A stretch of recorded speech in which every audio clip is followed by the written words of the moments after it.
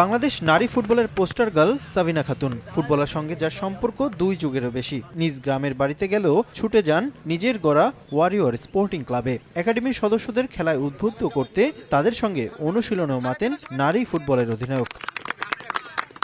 সম্প্রতি সাবিনার একাডেমি পরিদর্শনে যান জেলা প্রশাসক এবং জেলা ক্রীড়া সংস্থার সভাপতি মোস্তফা আহমেদ।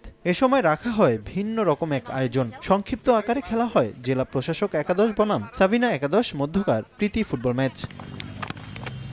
দক্ষিণ এশিয়ার সেরা ফুটবলার সাবিনা খাতুন জাতীয় পর্যায়ে খেলোয়াড় তৈরি করতে এই একাডেমি পরিচালনা করছেন। তার অর্থায়নেই খেলার সামগ্রী সহ নিয়োগ করা হয়েছে কোচ এবং সহকারী কোচ। সাবিনার প্রচেষ্টায় সম্প্রতি অনূর্ধ্ব-16 এর জাতীয় পর্যায়ে তার একাডেমির হৃদয় সেরা খেলোয়াড় নির্বাচিত হয়েছেন। এমন সুযোগ পেয়ে নিজের প্রতিভা বিকাশ করার সুযোগ পাচ্ছেন ফুটবলাররা। সাবিনাপুর এই ওয়ারিয়র্স স্পোর্টস একাডেমি প্র্যাকটিস করার কারণে আজ আমি সারা বাংলাদেশের 16 BCL সেরা প্লেয়ার হতে পেরেছি। ওয়ারিয়র স্পোর্টস একাডেমি এটা হচ্ছে সাবিনা আপুর নিজের হাতে গড়া একটা একাডেমি এবং সাবিনা আপু সেই 5-6 বছর ধরে উনি এই একাডেমির পিছনে শ্রম, মেধা এবং অক্লান্ত পরিশ্রম করে যাচ্ছে। সাবিনা চান একাডেমি থেকে উঠে আসুক জাতীয় পর্যায়ের খেলোয়াড়, তবে এর জন্য নিশ্চিত করতে হবে ভালো মানের মাঠ এবং ধারাবাহিক টুর্নামেন্ট। গ্রাসরুট লেভেল থেকে কাজ করতে হবে, ডিএফএ ডিএসএ কে কাজ করতে হবে, বিশেষ করে ছেলেদের ফুটবল নিয়েও কাজ করতে হবে।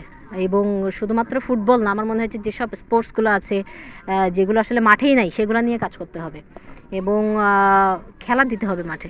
আন্তর্জাতিক মানের খেলোয়াড় তৈরি করতে মানসম্মত মাঠ নিশ্চিত করার আশ্বাস দিয়েছেন জেলা প্রশাসক। আমার পক্ষ থেকে এই মাঠকে সংস্কার করা, সুন্দর করে খেলার উপযোগী করা, এটা আমি করে দেব এবং খেলোয়াড়দের মানে যে কোনো বিষয়ে, বিশেষ করে সাতক্ষীরার ক্রীড়াঙ্গনে যেন আমি একটা অবদান রাখতে পারি। ক্রীড়াঙ্গনকে কী করে আমরা এগিয়ে নিতে পারি, তার জন্য আমরা যত ধরনের চেষ্টা প্রযোজ্য সেটা আমরা করব।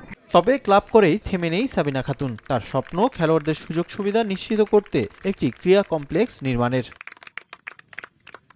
সময় সংবাদ, সাতক্ষীরা।